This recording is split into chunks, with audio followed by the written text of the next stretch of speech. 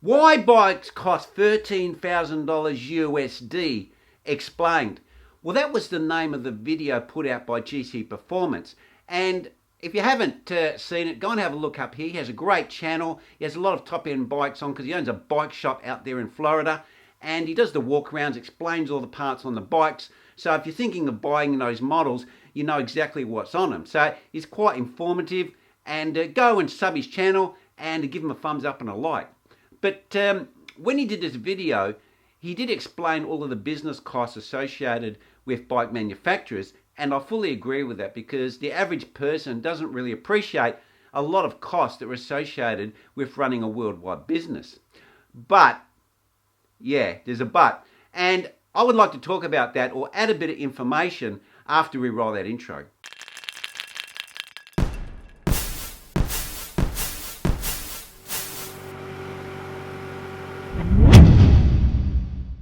Now, the first thing I would like to basically add to his comments is that a lot of these bike manufacturers do not make the bikes in-house. They do not produce, they do not own the factories, they do not control the employees, the way that the carbon's laid up. They probably don't even make the molds. They actually just give the design to the factories and they make the molds. So the whole process of making the frame is subcontracted out to a third party.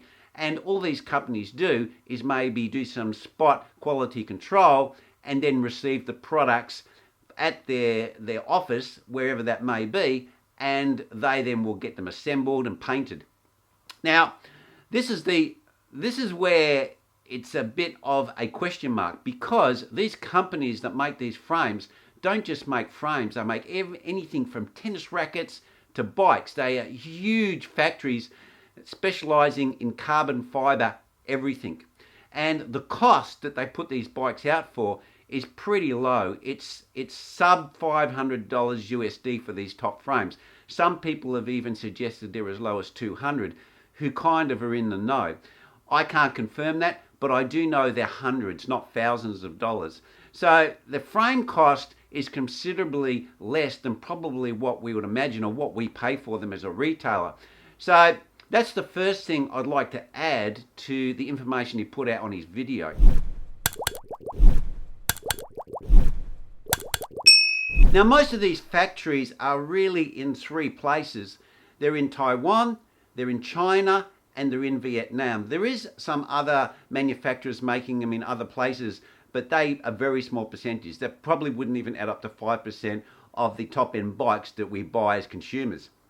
So what actually happens is that, especially if they're made in China, they're shipped to Taiwan and they're painted in Taiwan. And that's got something to do with the product not being a finished product, and they can get around some tax that the Chinese government charge on those frames. And then they get painted up in Taiwan. Then they maybe even put the group sets and whatever in Taiwan. I'm not sure where the actual finishing of the bikes with the components is done, but I imagine that would be done in a low wage cost country.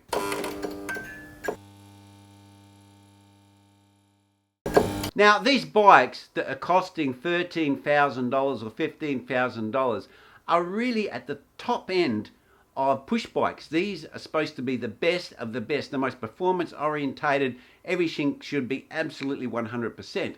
But unfortunately, a number of people out there, and I can name people like Hambini, and I can name people like Luescher Teknik, and these people have actually looked at these frames and they found that the quality control of them is really not ideal, using Rail's terms from Luescher Teknik. Now, what is disappointing, you might go, oh yeah, well, it's a bicycle, but it's a very expensive bicycle.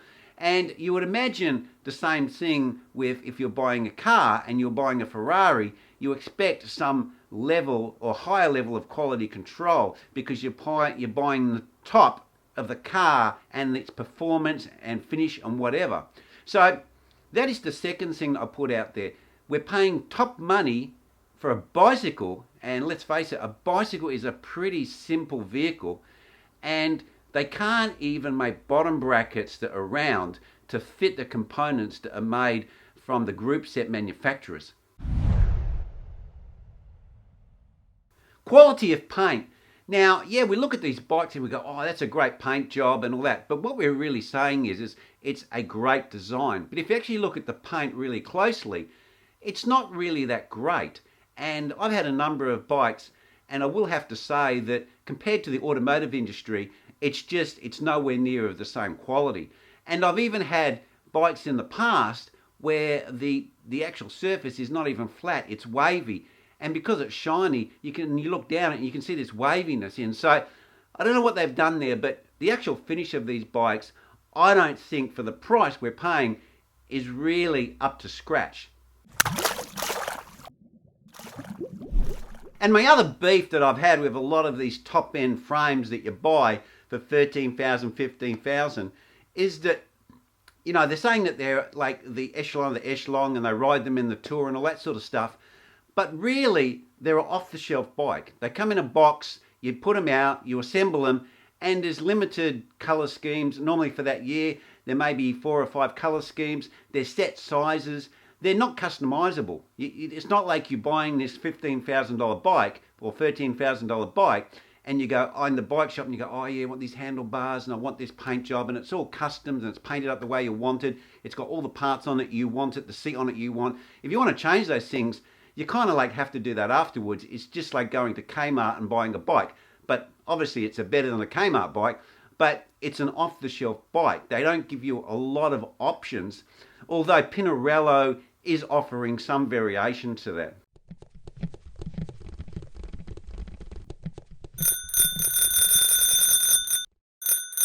And the bottom line is you can actually buy frames direct from the manufacturers out of China, and they're made by the same people using the same materials in the same factory of these bikes. The only difference is they have what they call an open mold, which is a generically designed mold compared to a specifically engineered mold that's made by these top brand manufacturers. But apart from that, the bikes are exactly the same. They're going through exactly the same factory, they're going through exactly the same process, and these bikes are sub $1,000 USD. So there's a huge discrepancy in price there. You're talking about a price that could be 10 times as much. When we have some of these frames like the Ethos and some of these top frames, they're like 7,000-8,000 AUD. I don't know what that is in US, probably about six or seven. So that's a huge amount of money to pay for just a frame.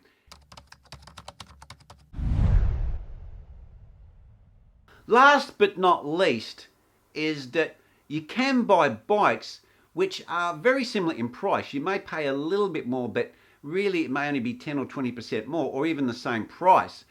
And you can get these boutique manufacturers to make bikes, and the bikes are custom to you. You can have them made any way you want, and also you can have any paint job you want.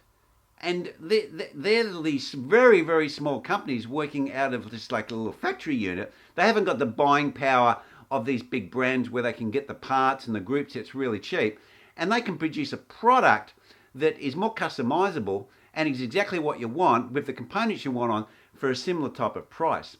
So if that's the case, something's not quite adding up here when it comes to the price of these off-the-shelf bikes from these big manufacturers. Well, anyway, guys, you can make of that of what you will, and leave your comments down below, because I do think that these bikes, yes, they are the top-end bikes, but I do think that they should be a lot cheaper. They should be, I believe, about half the price. They could sell them for half the price and still make money. But that's just my thoughts.